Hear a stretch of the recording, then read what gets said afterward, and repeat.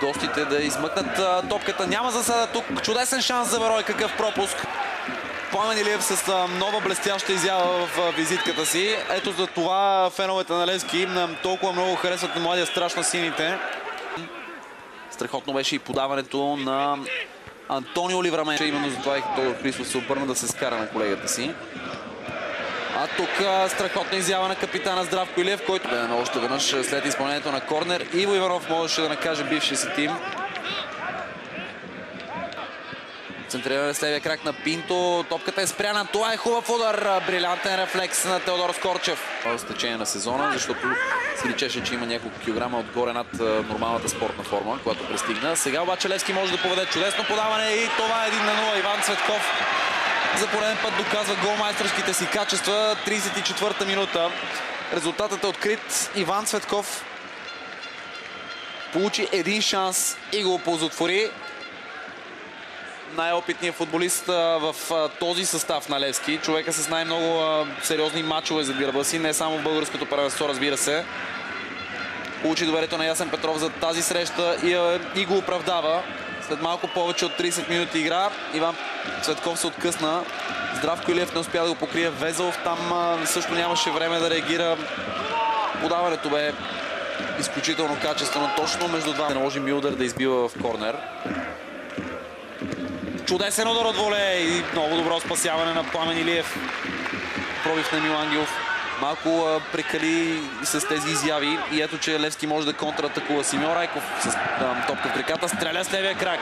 Интересно изпълнение на Симеон Райков. Добра намеса.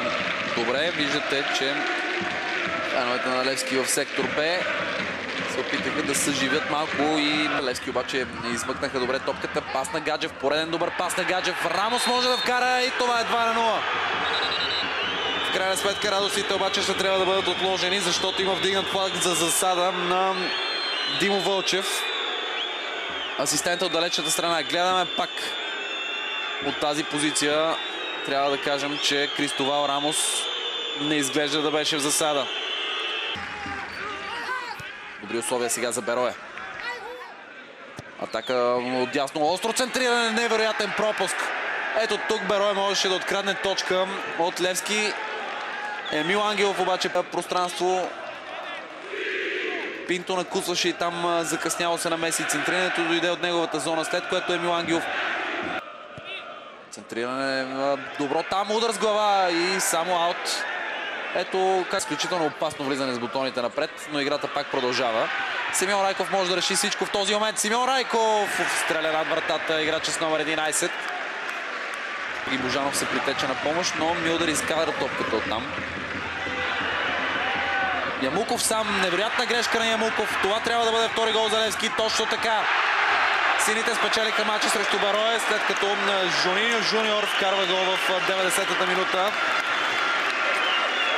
Беше ясно, че Берое рискува. Дали ще загуби с един или с два гола, разлика няма. Старозагорци масирано тръгнаха към наказателното поле на Левски, особено след като имаха и добра възможност от статично положение. При контрата на сините обаче трябва да отбележим, че Владислав...